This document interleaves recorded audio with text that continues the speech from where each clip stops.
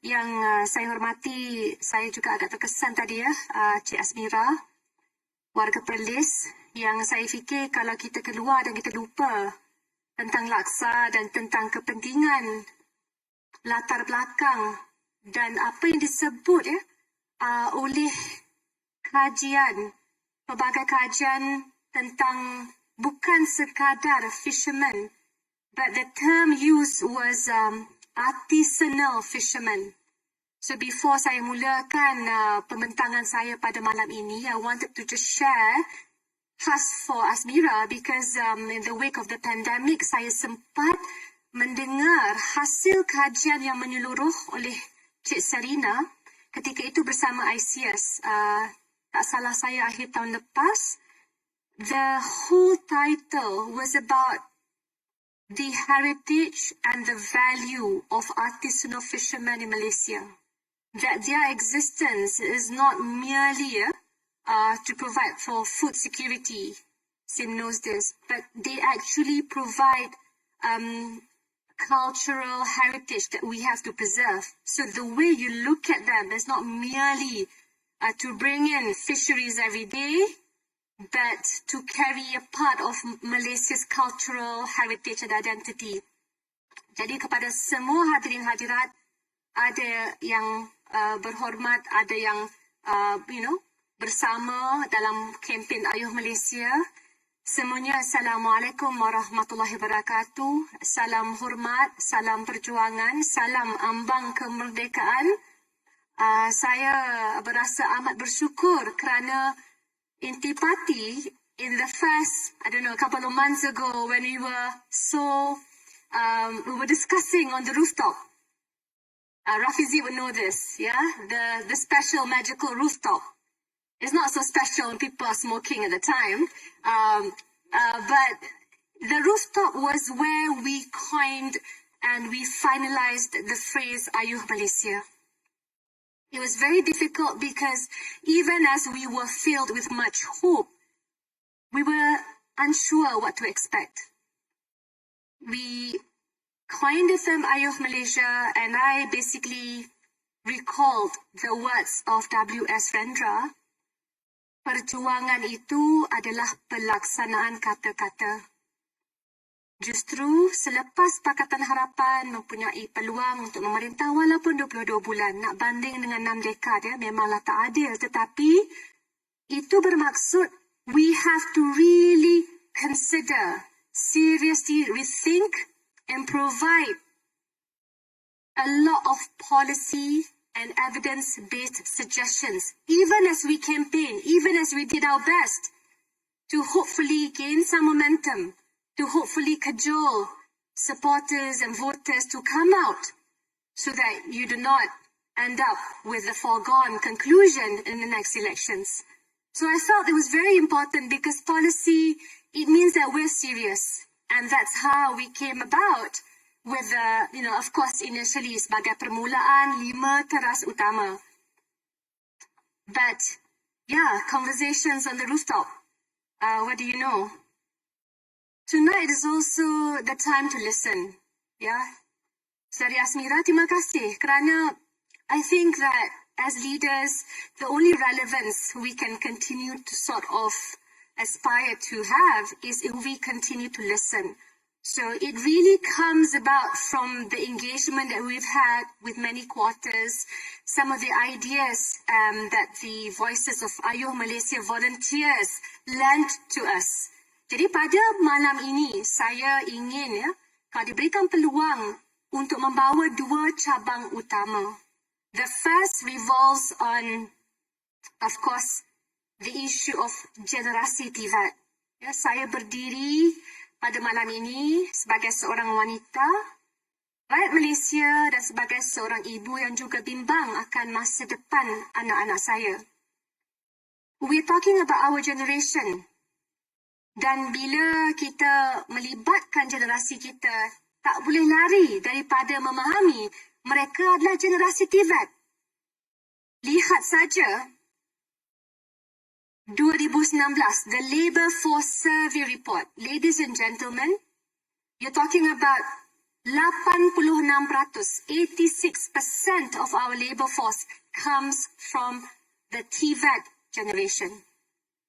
So yes, I perhaps went through university, but I think tonight, of all nights, the pandemic of all times should remind us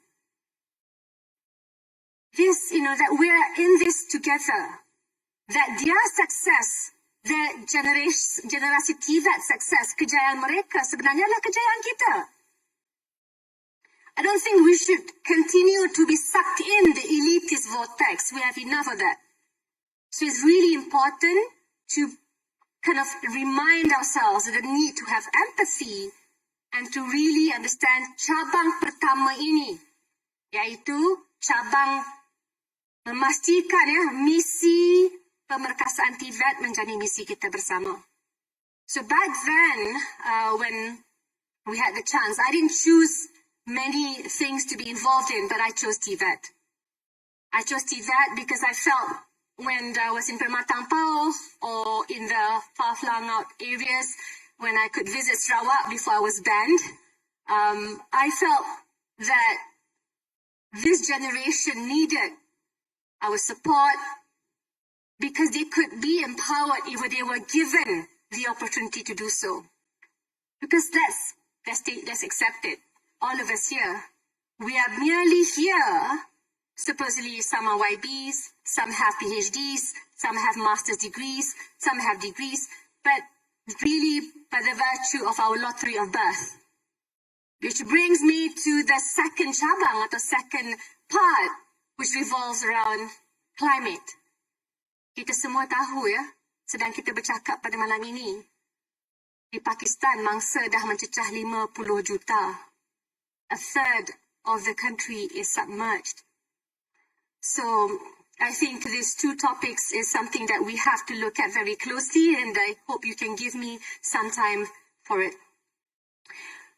Okay. Cabang pertama, saya nak rujuk kepada kata-kata yang sangat menyentuh hati saya.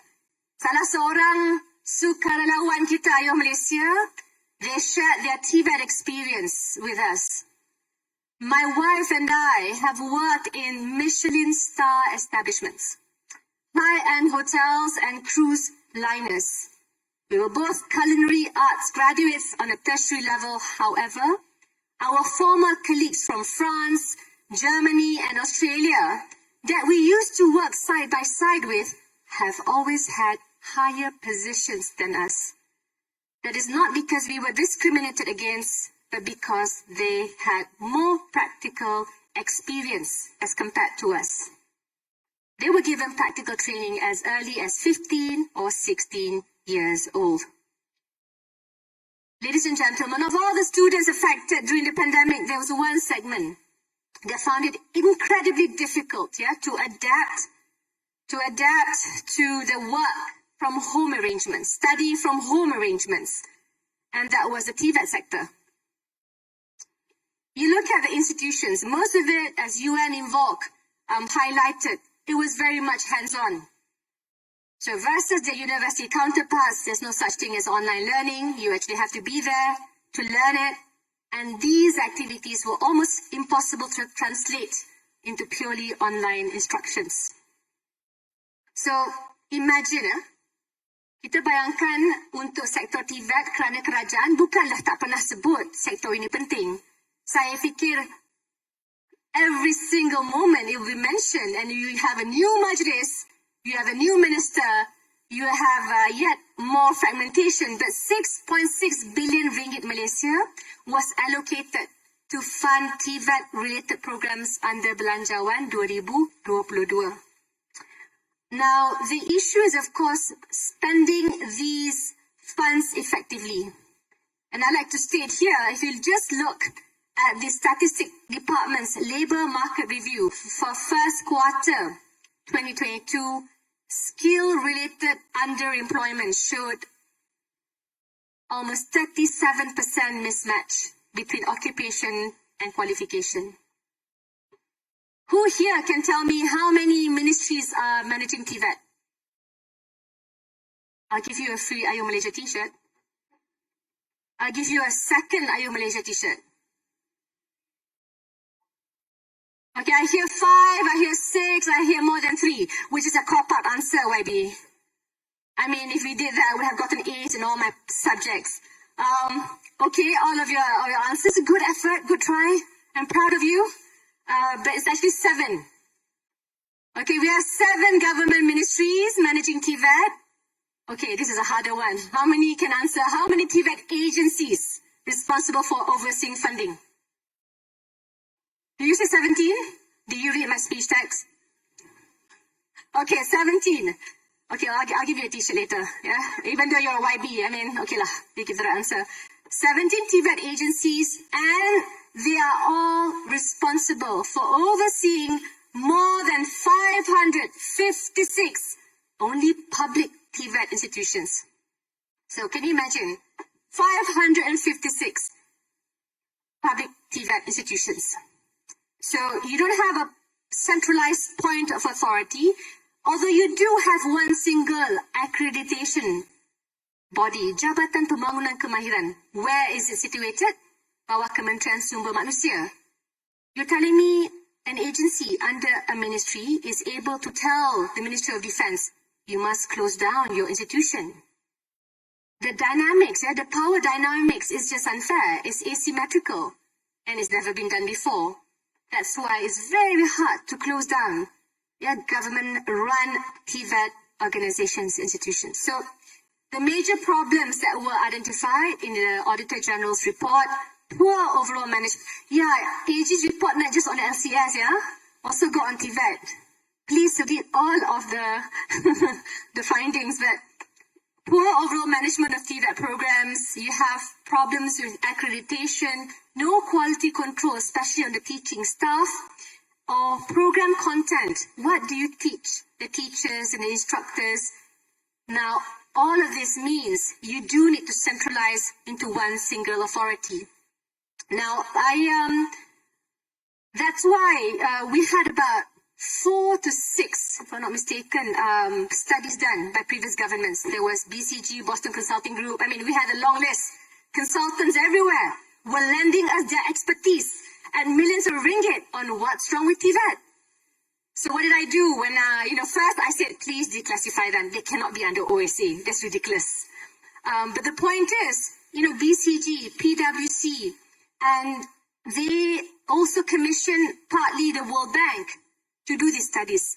Now, all the consultancies, the results, which included interviews with government programs in TVET public-run institutions, stated that you needed a centralized commission. You have to take away the power from the minister who at times uses these TVET institutions for patronage and devolve and democratize it to the students who are in need. When you centralize authority over TVET, you manage the resources efficiently. This will allow the Commission to synchronize accreditation and set a minimum standard. And at the end of December 2018, we prepared the bill, Undang-Undang, that means a proper law, and to make sure there was institutional memory when Datuk Saravanan was minister, including Datuk Noraini, who's the Minister of Higher Education. I also submitted both bills because for me, what must last in this crazy musical chair of Prime Minister changes is institutional memory, meaning the work that has been done before, the fact that you know what to do, the evidence-based initiatives, these things must survive. And of course, the problem is we didn't have political will. Bila diwujudkan Majlis TVET Negara, tak ada siapa nak bagi kuasa ni, tak ada siapa. Because you know how it is, right? Small men and their power base. And I think it's very important to understand when this happens, you really condemn the future of many TVET generations and students. Because soalnya kuasa, kedua adalah dana. Ladies and gentlemen, not all informal workers, for example, can access the funding that's provided for by training under TVET. PTPK, which is the evil twin of PTPTN, actually both are evil, are only applicable to full-time programs approved by JPK under the Kementerian Sumber Manusia. So meaning, only workers under HRDF registered companies can access these funds. So akhirnya tenaga kerja kita di bawah sektor informal, mereka tak dapatlah melatih tubi diri. And I look at the training subsidy because we measure how much training subsidy has been provided for by the employment insurance system. And there was a study done by the think tank, the center. And you know what really broke my heart was to realize, ladies and gentlemen, you talk about workers in the informal sector, you talk about workers in the gig economy, and we all know how difficult it is to make ends meet during the pandemic. But remember, just before that, 58% of the non-graduates, who are majority from the bottom 40% of the households, actually participated in training or reskilling by paying for it themselves. Can you imagine? Almost 60%. They paid for it themselves. So we have all this money, the largest. Where does the money go to? Who's accessing this money for training? Why aren't the ones who are most in need of them getting the aid that they want? This is a big problem, right? But the point is, we're not looking at the solutions to solve this problem. It's really something serious because it's not just about literal combat ships that are not being delivered. It's also the money meant for reskilling. I mean, how do you think this hall functions if you don't have the TVET-based generation? How does anything really move in this country of ours? So for me, it's really important to remunerate and make sure bila ada dana latihan, mereka boleh guna pakai dan mendapat akses. Lebih-lebih lagi bila mereka miskin. So we're talking about a majority of cohort who are poor. Now, kerajaan juga, this is the amount lah that was allocated. I think it's quite important, it's highlighted by our volunteers in the policy paper. The federal government allocated more than 14 billion ringgit on various skills development programs. Over 12 billion ringgit untuk belanjawan 2020 dan lebih 2 billion through the recently announced COVID-19 Economic Recovery Plan Penjana. But again, out of reach for the TVET generation. So my humble suggestion, for all of us to consider, which I think is really crucial because it's being done by many of our neighboring countries before, you have to make sure the radical shift takes place.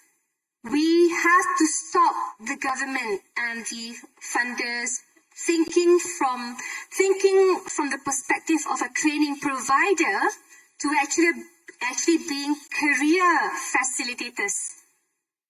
Career facilitators. Kita kena faham, modern society sekarang ini, Chencung, you dulu memang bercita-cita daripada umur 35 tahun kena jadi ahli parlimen. Tidak kan? I mean, I studied to become an engineer. So that's just one example, right? We all have different backgrounds. Same dulu, Silicon Valley, I know that Tuan Zahir dulu memang you were motivational and also in the business sector, corporate sector as well. Yes. So for me, the whole world is looking at modern society, which will see more job switching. It is a reality that we have to accept. We need to prepare our workers for the job transitions that will take place. Saya rujuk kepada Singapore's Labour Leadership Institute. Sabar. Kita kena bersifat terbuka. Kalau negara itu melaksanakan yang baik, kita ambil. Jadi pada saya dalam hal ini, it's important because a lot of the things, it's not like we didn't do it before. Even for the cohort of teachers. Dahulu, kita telah menghantar guru-guru Malaysia ke Kirby College untuk pulang dengan penguasaan bahasa Inggeris yang sangat baik. So it happened before, it can happen again. So for me, please, don't become vitriolic when I mention Singapore. Here, saya ambil contoh. Bus driver. Okay? Kerja terkini, pemandu bas. Dia letak task pathway. Kerja-kerja yang boleh dilakukan direct transition option. Option yang ada, apa dia? Ambulance driver, locomotive engineer, loan counsellor, even pilot for the younger ones, and perfect vision, and driver or sales worker. Saya ambil satu lagi contoh, because this is important when we talk about TVET, because TVET is an entire generation, students and existing workers. Cashier, customer service representation, boleh jadi travel guides, boleh jadi online merchants macam our former bendahari, dan boleh juga menjadi retail salesperson and brokerage clerks. It's very important, right? Because bila kita buat sedemikian, maka kita ada satu sistem yang sangat efektif to place them in the labour force. And I'm not saying a Sauron-like entity. I'm just saying we have to be very efficient in how, as governments, we help them in matching to the next few skills that they have to emulate and absorb. So the extension of the TVET bill, I think for those of you who are interested, I ask that you email Ayuh Malaysia. We will pass on a copy of the bill. It's an actual law that we have formulated. And the other part that you are looking at is you want to state, as an extension of the TVET bill, what we should have done yesterday is to include TVET in the curriculum of sekolah menengah. Not just being discussed now by the minister, but actually being done yesterday itself. So once you do that, then the pathway will be easier for them to absorb and adopt. Inilah pada saya cadangan untuk menyelamatkan generasi bagi cabang pertama. Dan saudara-saudari, untuk yang kedua, saya rasa memang bukan sahaja kita meneruskan doa, kita meneruskan dokongan seboleh mungkin bagi teman-teman yang sedang bertarung di Pakistan. But I also would like to state that come November, we will not be exempt from phenomena La Nina. So they've stated, and I hate to say this because in June 2021, I remember a parliamentary speech, I said, ada bahaya banjir musim tengkujuh, and the last thing anyone would want is to either be called Nostradamus or Nurul Rubini. The issue is, na'uzubillah min zalik, what you want is actually to help cajole each other, whether state or federal, to do what we can to adapt to the coming challenge. Maka bahaya pola perubahan cuaca yang ekstrim. Tadi, I'm sure yesterday or a couple of days ago, no one in Malaysia would be exempted from having to brave the rain. It can be very scary, but I have a few stats that can make it even scarier. I thank Kini Lab for providing such an insightful report. It just released yesterday. So it's very important and clear. But in Malaysia, people thought, what is the number one? Okay, maybe you can answer this. What is the number one challenge affecting workers in this country? Traffic jam, okay. Keep it coming. Gaji, okay. Rain, okay. Transportation, anything else? Is that the best you can get? Huh? Sorry? What? Working hours. Okay, thank you for your contribution. You've been a wonderful crowd. But, and those things are stressful, I agree. Ya, tapi yang dinamakan sebagai number one, ya, tekanan yang terutama adalah heat stress. Kenaikan suhu. Ya, panas. And hear me out. 32 darjah Celsius adalah standard antarabangsa bagi mengukur tekanan kepanasan. Heat stress in working environments. So apa saja melangkaui 32 degree Celsius boleh mengakibatkan risiko kesihatan lanjutan. And it's this is the data from the KLIA Sepang Weather Station. The trend is going up. From 1969 to the year 2009, temperature in Peninsula Malaysia, Semenanjung Malaysia, naik 1.1 degree Celsius, Sabah 1.2 degree Celsius, Sarawak 0.6. Ya, jadi dia semakin panas. Klang Valley, Sekarang ini, kita lihat tahun 1971 hanya 176 hari atau setengah tahun lah lebih panas daripada 32 degree Celsius. Tahun 2020, lebih 80%. Lebih 80% daripada tahun 2020 semua panas. Mungkin tengah MCO, ya. Tapi untuk mereka yang tak dapat bekerja menerusi dari rumah, pada mereka yang terpaksa pergi juga, frontliners, barisan ekonomi hadapan kita, yang terpaksa pergi ke hospital, dia dipaksa untuk melakukan kerja-kerja ini, mereka terpaksa berhadapan dengan suhu 32 degree Celsius. And yeah, they're facing the stress. It's really affecting their productivity and it's causing them to be less healthy than before. Dan akhirnya ini ditambah pula dengan akhir abad ke-21, some regions in Malaysia will see up to 23.6% more rainfall. Jadi kedua-duanya lebih hujan. Akhirnya, kalau siapa boleh ingat 17 Disember 2021, we are looking at the same amount of rain, anggaran GPS, with the national monthly average. So, medianya sebulan tapi memang jatuh sehari. So, as a result, the existing infrastructure is completely overwhelmed. You're talking about, you can't withstand because the drain is that big. No matter how you keep digging, ada 3 terma, seorang wakil Nahrim sebut pada saya. Janganlah takut untuk berfikir secara radikal. Kalau kita selalu nak melebar, melurus dan mendalam sahaja, berapa banyak yang kita boleh lakukan? Kita kena pastikan bila cuaca naik, suhu, termasuklah hujan, pola penurunan hujan yang bertambah, kesannya lebih negatif kepada perumahan B40 dan M40. Why? Because they live in the lowlands. For the T20s, usually you live in the higher areas. Very comfortable, usually protected. Of course, there are some exceptions. Some exceptions. Some landslides, yes, because you didn't get approval properly. Okay, but the point is, if you follow the law, if you are careful, usually, you choose an area which should be kind of exempted from such calamities.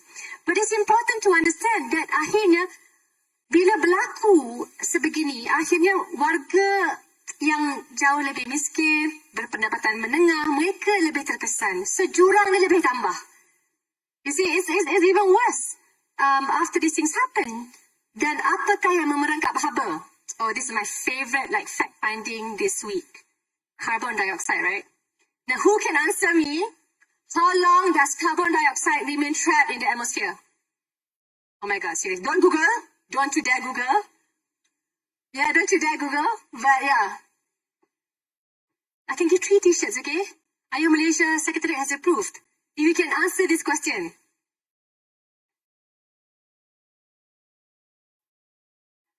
Okay. Who answered 1,000 eh?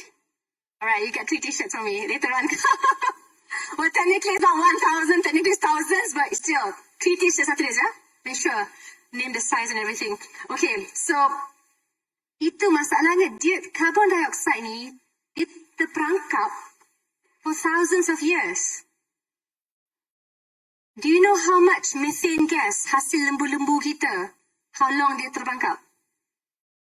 Yang duk sibuk, Western economies tu sibuk sangat ni, we have to tackle. You all have to be vegetarian. Because methane gas, is trapping and it's making us very, very hot. Do you know how long? Compared dengan thousands of years 10 tahun. Bukanlah kata tak penting, kan? It's good to be vegetarian, to be healthy and all that. But the point is, who is the biggest contributors? Who are the biggest producers of carbon dioxide? China je. Okay, let me explain. Thanks to Ayuh Malaysia that I have to do all this research. But the top 6 countries, of course, Malaysia, you're talking about Malaysia only. Malaysia is very little. the top 6 countries that are producing the most number of carbon dioxide, which is causing our heat waves. Ya, Pali lah, Pali.